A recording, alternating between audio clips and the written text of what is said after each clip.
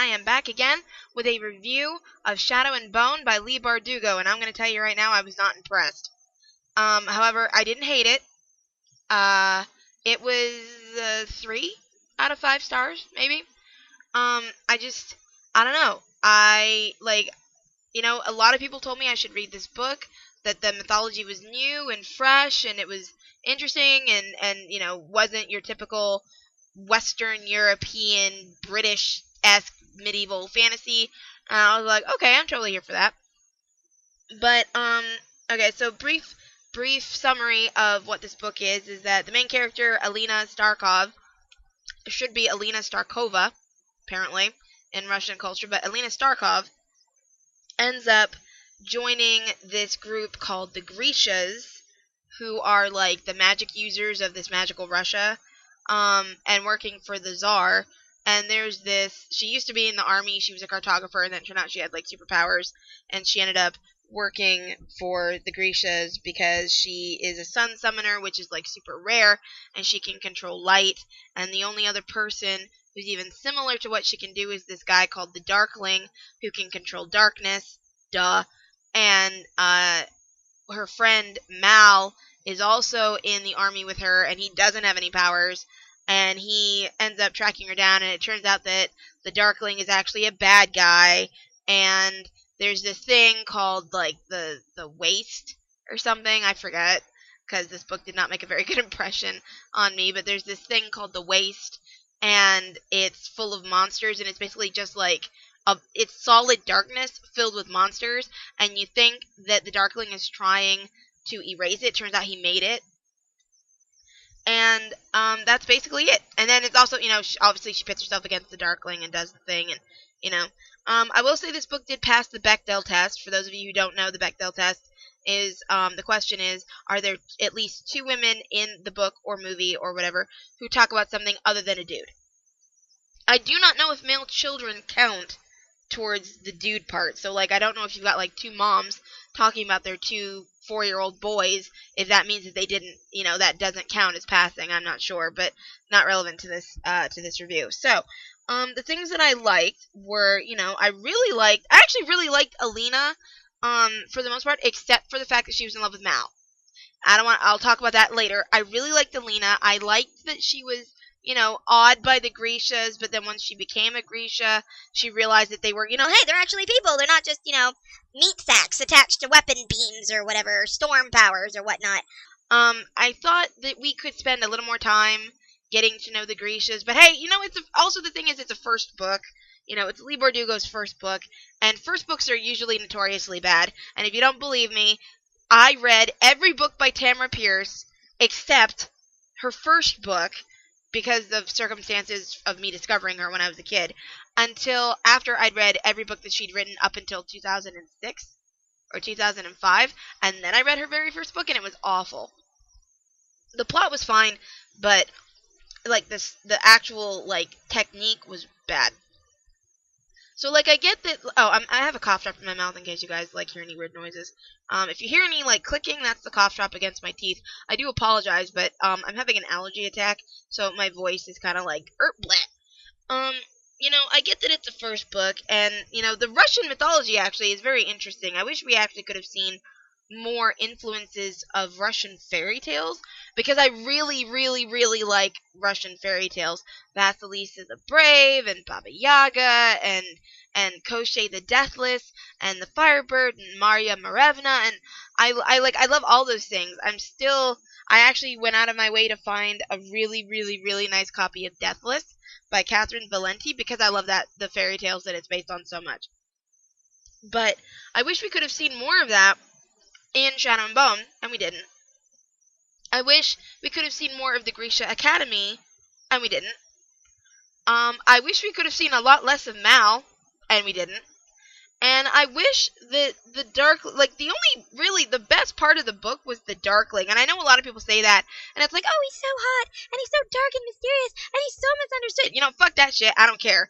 Okay? I don't care if he's dark and mysterious. I'm 28 years old. I don't care if this 17-year-old boy is, like, super tortured. Okay? What I care about is the complexity of the characters and the compellingness of the characters. Alina is compelling. The Grishas that we meet, most of them, are compelling.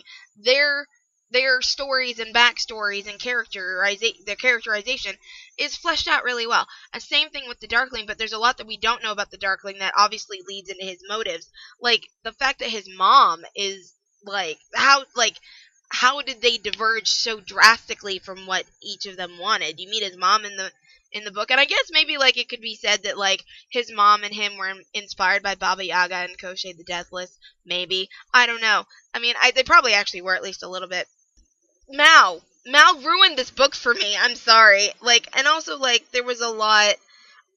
I mean, now that I wish that it could have been made apparent that Alina was suffering. Basically, she's ill. She's chronically ill. And you know, I actually didn't even think about that at the time that I was reading, because you don't find out until near the middle of the book. But she's actually sick. She's making herself sick, to hide her powers. And she doesn't even realize she's doing it. But by suppressing her powers, she's weakening her body to the point that she is sick, like, all the time. And I think that's actually really interesting. That could have been really interesting commentary on girls who self-harm or, you know, like, get eating disorders or whatever, as like, pressure from their peers or whatever, because she's trying so hard not to be a Grisha because she wants to be with Mal. And it felt like there was a lot of that she was doing to herself to be with Mal that I felt like I would have liked to see more exploration of that, and her maybe realizing she didn't need to do that. And not because, oh, well, Mal's okay with whatever it is that I'm hiding, so I don't need to do it, but more like, well, fuck Mal, I don't care what he thinks, I don't care what anybody thinks, I'm amazing, go me. And we didn't get that. And I wish we could have gotten that. And so, yeah, Mal just ruined the book for me. I mean, like, I really like that girl, what's her name, Zoria? Who becomes friends with Alina. I really like her, and I love her little romance with the guy the fabricator guy who makes the stuff. And who wears the glasses, who doesn't know she's alive. I think it's cute because it reminded me of all the crushes I had in high school where I, like, was totally in love with a guy and he didn't even know I was alive. And, like, and I felt that was okay to be in a book because, like, it wasn't in any way damaging to anybody involved. As opposed to, like, a guy who exerts his influence over a girl that likes him in order to make her do bad things. And I thought that was really cute and sad. Like, I was like, well, you just noticed her already. But, you know, I was like totally shipping them. Like, girl, you get that guy you want. But, you know, I know a lot of people ship Alina and the Darkling, and, like, obviously that didn't happen. And he's also, like, obviously batshit crazy and doesn't really care about her. And, I mean, like, he does, but not in a way that's healthy.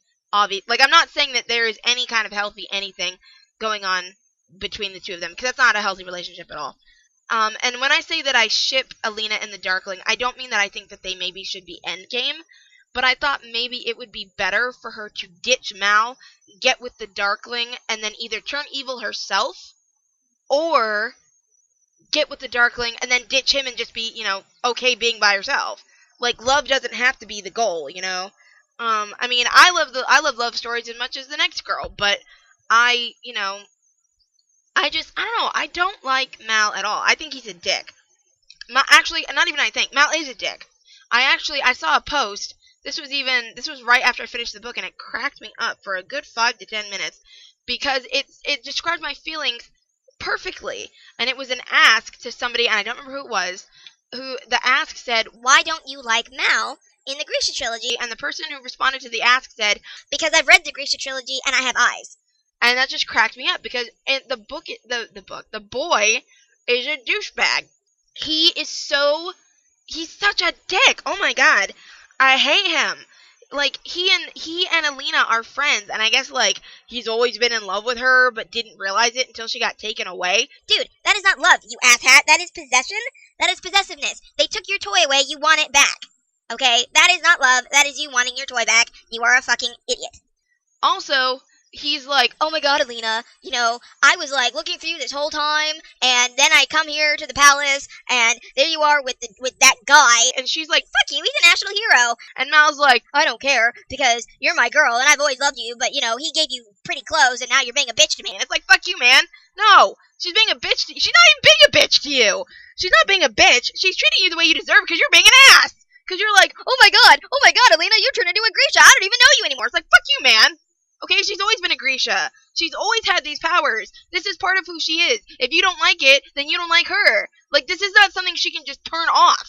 It's not like somebody who decides that, you know, hey, I want to be a scientist. And you're like, I don't know, like you want, like, it's not like she wants to study evolution and they've always been like super hardcore religious creationists and something. He's like, I don't even know who you are anymore. Like, it's not something she can choose not to do. She is a Grisha. Not being a Grisha was killing her. Okay, it was making her sick. Do you not care?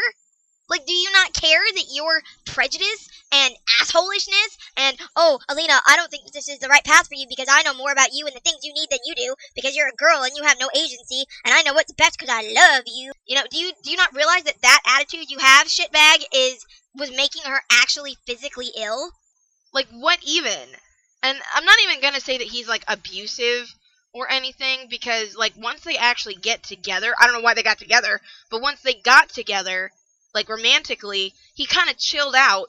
But that right there is, like, problematic behavior, because, you know, a guy who acts like an asshole until he gets what he wants, that's not okay either. He shouldn't be like, well, I'm only mean because I'm in love with you, and, you know, once we're together, I'll feel so much better, and I'll stop being a dick. No, stop being a dick now, then maybe I'll date you, sucker. Oh my god. Like, oh god, I hate Mal. I'm sorry. I know there's so many people who like Mal. And maybe he gets better in the second book. Maybe. I don't know. I mean, because he got better near the end of the book.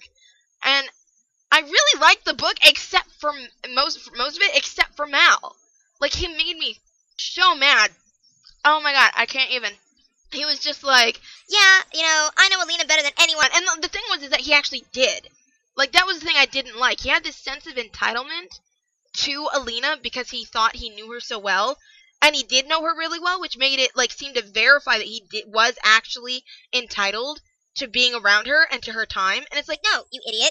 No one is entitled to anyone's time in the way that you were talking about. And now, I'm one of those people who believe that, you know, people are obligated to be nice to other people unless that other person has proven unworthy of that sort of courtesy.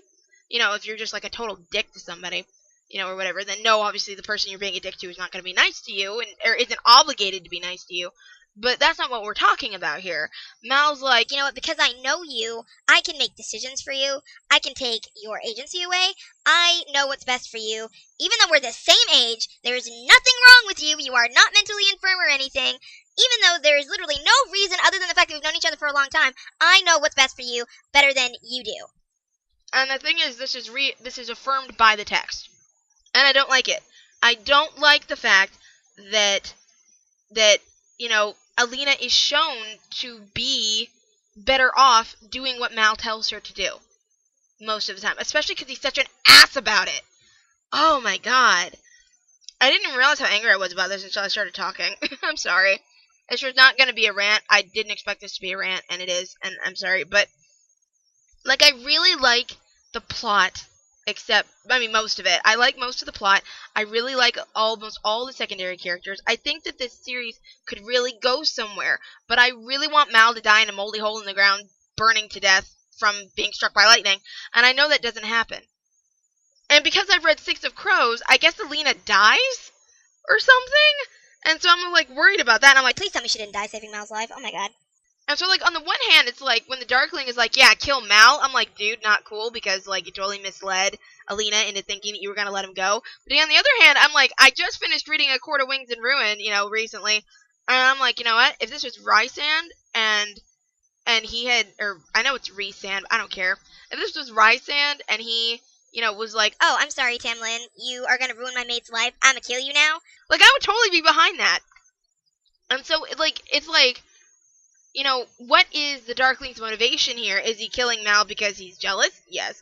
Or is he killing Mal because it would be better for Alina? I honestly think it could have been both. I don't know that it is both, but I think that the book would have had more depth, and the sequels might have been would have also had more depth if the answer was both. If he was doing it both because he hated Mal and because Mal was legitimately bad for Alina, because he is actually legitimately bad for Alina.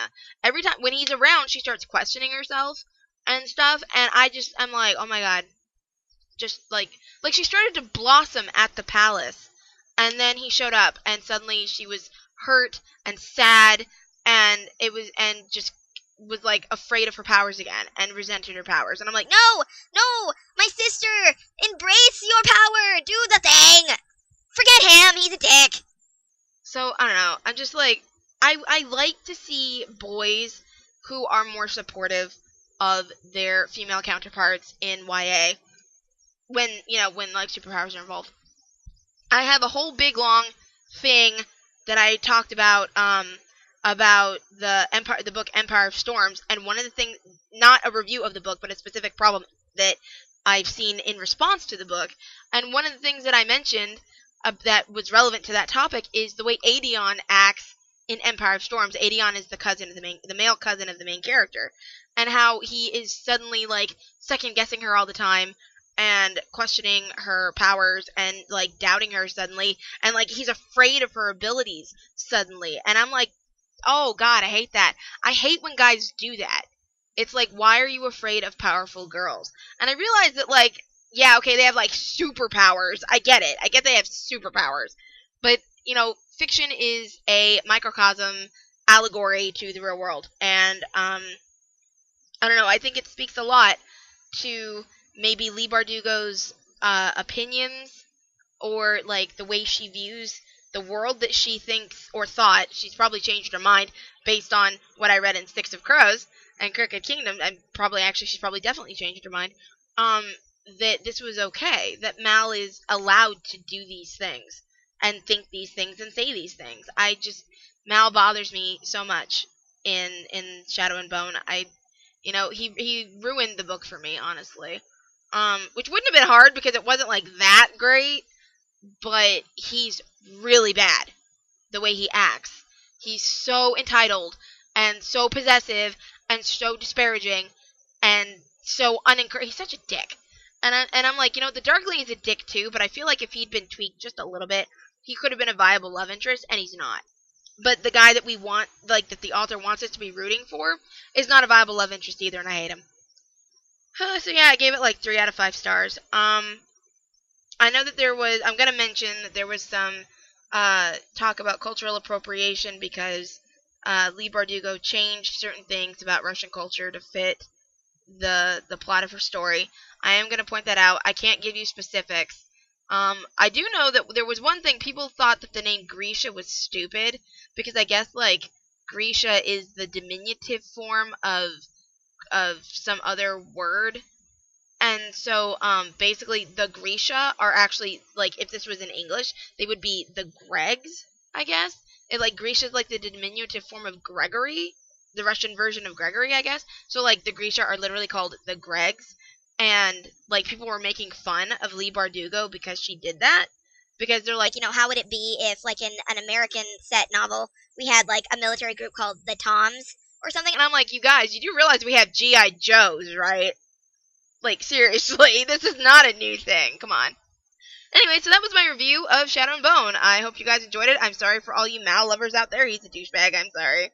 I hate him. I'm sorry. I'm sorry that I hate him. I'm sorry that I am so hypercritical of everything that I read. Please don't hate me. If you like him, I'm not, like, gonna hate on you for liking him. Okay, I'm not gonna say, oh my god, you're a horrible person if you like Mal. If you ship Mal and Alina, Melina? Is that the ship name? If you ship them, you know what? Your ship is your ship and you do you. And I'm gonna do me. That sounds wrong. Anyway, like, comment, subscribe, let me know what you think, and I will talk to you guys in the next podcast. Bye-bye!